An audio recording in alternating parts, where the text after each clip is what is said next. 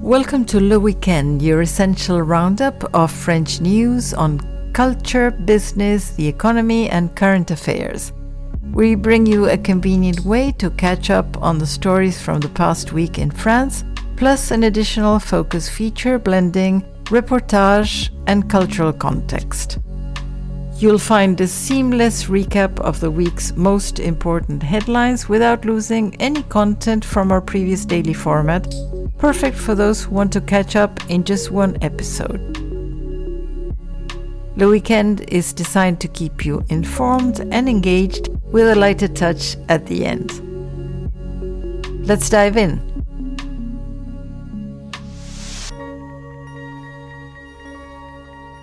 The headlines on Monday, June 29th. A private plane crashed on Sunday morning in Tomblaine near the eastern French town of Nancy in the Meurthe-Moselle department. It is one of the deadliest light aircraft accidents in France. All 11 people on board perished. The aircraft had been chartered by a skydiving club for a tandem skydiving experience for 5 trainees and their monitors, as reported by Le Figaro. President Emmanuel Macron hosted Oman's Sultan Haytham bin Tariq for talks on toll-free reopening of the Strait of Hormuz. This is the Gulf leader's first official visit to France, as reported by RFI. French Parliament passed new legislation to curb the rise of fast fashion. The new law establishes penalty fees and an advertising ban on environmentally irresponsible companies, notably the Asian e-commerce companies Shein, Temu, and AliExpress, while seeking to protect the French textile industry, as reported by Le Monde.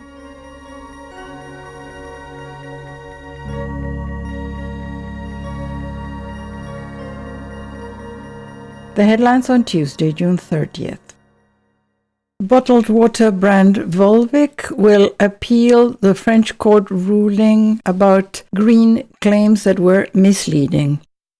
The brand has been found guilty of misleading commercial practices by the Paris Commercial Court over environmental claims made on its mineral water bottles, including that they were carbon neutral or 100% recyclable, as reported by RFI. The French Senate voted to reintroduce banned pesticides, including acetamiprid. Lawmakers voted in favor of including a measure allowing the reintroduction of banned pesticides in the Emergency Agricultural Bill, as reported by France 24. The European Union is offering €107 million to support farmers in France facing rising fertilizer prices out of a total funding package of €450 million for the EU, as reported by Le Figaro.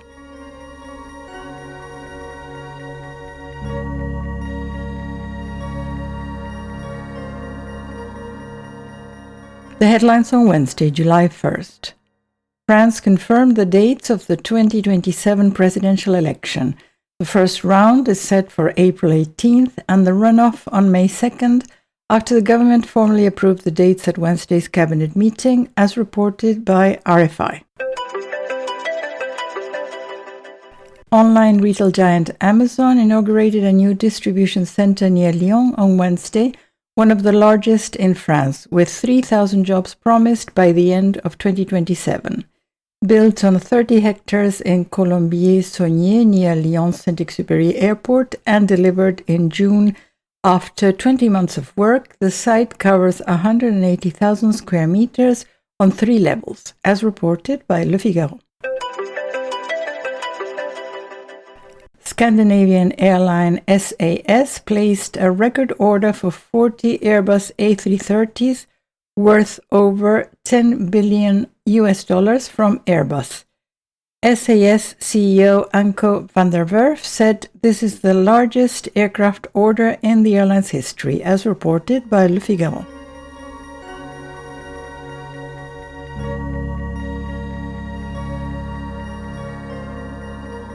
The headlines on Thursday, July 2nd. Wildfires spread across southern France as heatwave reignited forest concerns, forcing evacuations and stretching firefighting teams as the country prepares for the third heatwave of the summer, with the country's forests under increasing threat from climate change and disputes over logging, as reported by RFI. The lower house of parliament voted in favor again of the so-called end-of-life bill, creating a right to assisted dying. A final vote is scheduled on July 15th, as reported by France 24. The emblematic Paris Opera House renovations are extended by 3 years.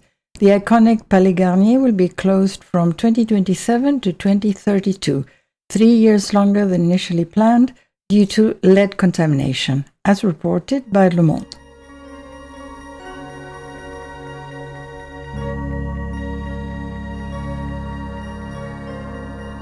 The headlines on Friday, July 3rd. Deaths in France rose by nearly 30% during the heat wave. During the week of June 22nd, there were 2,025 additional deaths compared with the previous week, according to the French Public Health Service, as reported by Le Monde. French law recognized the concept of ambient sexual harassment. Being repeatedly exposed to offensive remarks in one's work environment, even without being personally targeted, constitutes sexual harassment, as in the case of an employee working under a manager in a fast food restaurant who regularly made crude and unacceptable remarks, who was dismissed after she brought up her objection in a WhatsApp message group, as reported by Le Figaro. The Paris Death Penalty Congress warned abolition cannot be taken for granted.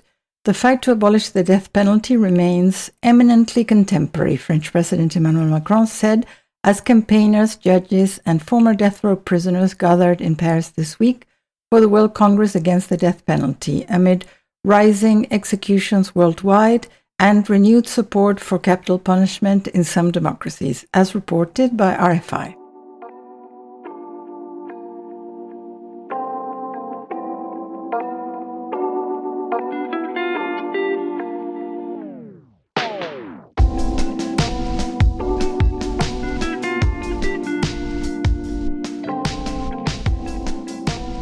You are listening to Le Weekend.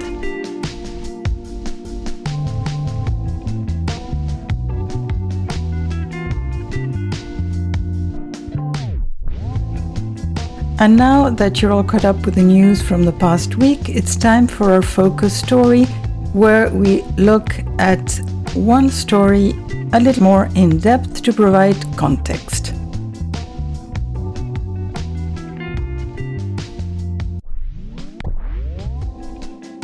Today we look at why the death penalty made the news in France this week. When President Emmanuel Macron stood before the 9th World Congress Against the Death Penalty at Paris' Maison de la Radio this week, he did not mince words. The death penalty still remains in many regions of the world a reality, the French president told the audience. Macron said opposition to capital punishment is needed because this debate is resurfacing in our societies amid what he called a confusion of principles and language. He argued that while the world had never been closer to universal abolition, the countries that still execute people do so in ever significant numbers. The statistics he cited were stark. Global executions last year reached their highest level since 1981, with 2,707 people put to death across 17 countries. Globally, Amnesty International estimated that at least 28,282 people were under sentence of death at the end of 2022. China, Iran, Saudi Arabia and Iraq carried out the most executions in 2024, according to the NGO Together Against the Death Penalty, which organized the Congress.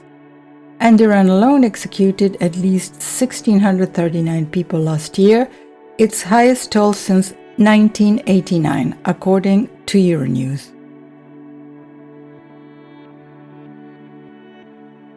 President Macron was careful not to confine his alarm just to distant authoritarian states.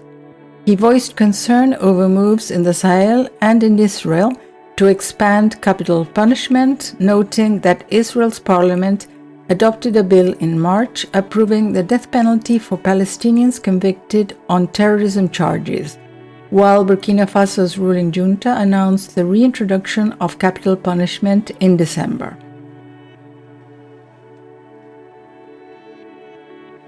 Against that context, President Macron also pointed out to recent abolitions in Zambia and Zimbabwe as evidence that no people are permanently bound by fate to the death penalty. And he rejected the deterrence argument outright. The death penalty has never made a society safer. It does not act as a deterrent, he said. It has been demonstrated, observed, and measured. Coming from a French president, the speech is not without irony. France spent nearly 2 centuries as one of the world's most prolific practitioners of judicial beheading before becoming one of the loudest voices for abolition anywhere. To understand the complexity of the argument, we need to look a little bit more at the historical context. The device the world would come to know as the guillotine gained fame during the French Revolution, when the physician and revolutionary Joseph Ignace Guillotin won passage of a law requiring that all death sentences be carried out by means of a machine, on the theory that a mechanical blade was more humane than what had come before. A prototype was tested first on cadavers and finally on April 25th, 1792, a highwayman became the first person executed by the device in revolutionary France. It soon bore the name of the physician who had championed it, and more than 10,000 people lost their heads to the blade during the revolution, including notably King Louis XVI. But the guillotine's career did not end with the terror. The use of the device continued during the 19th and 20th centuries, right up until 1977. For much of that time, executions were public spectacles. France's last public decapitation took place on June 1939 in Versailles, when serial killer Eugène Weidmann was beheaded before a crowd that grew so unruly, the government moved all future executions behind prison walls. As for the last man ever guillotined, a Tunisian immigrant, Hamida Jendoubi, was convicted of the kidnapping, torture, and murder of a young woman he has forced into prostitution and was sentenced to death in February 1977. President Valéry Giscard d'Estaing, who had voiced his loathing for the death penalty before taking office, declined to grant clemency, just as he had for Christian Ranucci, executed in July 1976, and Jérôme Carène, executed in June 1977. Jendoubi was beheaded at 4:40 a.m. on September 10, 1977, in the courtyard of the Beaumet prison in Marseille, the last guillotine execution in French history. A remarkable document survives from that morning. A judge assigned to witness the execution, Monique Mably, wrote a private account of Jendoubi's final hours. It eventually reached Robert Badinter, who gave it to Le Monde, which published it in 2013. Badinter's opposition to capital punishment turned personal in November 1972, when he witnessed the execution of his own client, Roger Bontemps, convicted over a deadly hostage taken despite being cleared of the killing itself. Bontemps was dead. I had seen Bontemps go to his death. You don't plead for the dead, he later wrote. Elsewhere, he put it more viscerally. Executing is cutting a living man in two. I swore I wouldn't just be opposed to the death penalty, I would become an activist. That activism eventually found its moment when François Mitterrand, the first socialist president of the Fifth Republic, took office in 1981 and named Badinter his justice minister. It was a fight against public opinion. A survey published in Le Figaro on the very morning of the parliamentary debate found 62% of respondents favored keeping the death penalty and 73% supported it for the most atrocious crimes. Still, Badinter pressed ahead. In his address to the National Assembly, he declared, "Tomorrow, thanks to you, French justice will no longer be a justice that kills. There will no longer be, to our common shame, stealthy executions at dawn under a black canopy in the prisons of France." The National Assembly passed this legislation on September 18, 1981, by a vote of 363 to 117, with the Senate following weeks later. The law was published in October 1981, making France the 35th country in the world to abolish capital punishment. The reform went further than just retiring a machine. Abolition was enshrined in the French Constitution in February 2007, and French law now forbids extraditing anyone to a country where they could face execution.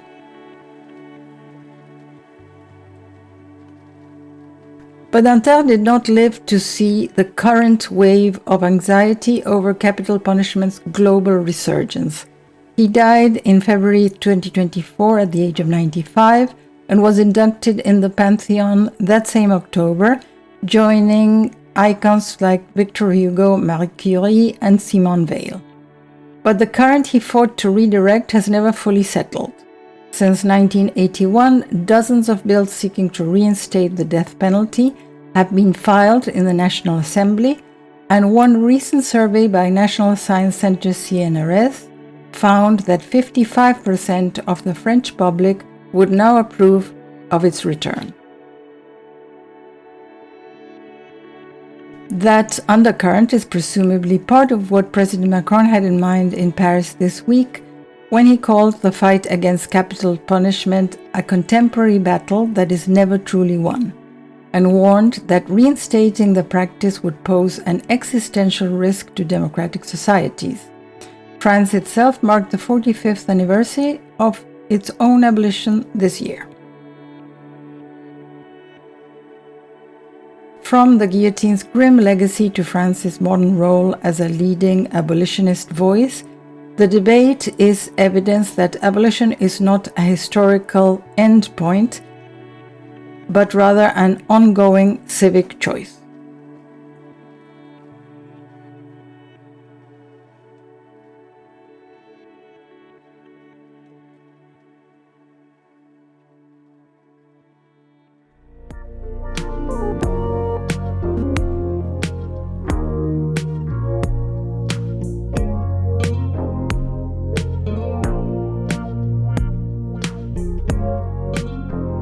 Thank you for listening to Le Weekend, your one-stop destination for the main headlines in France.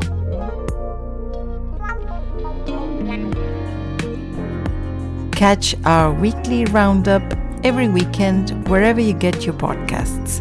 Stay informed.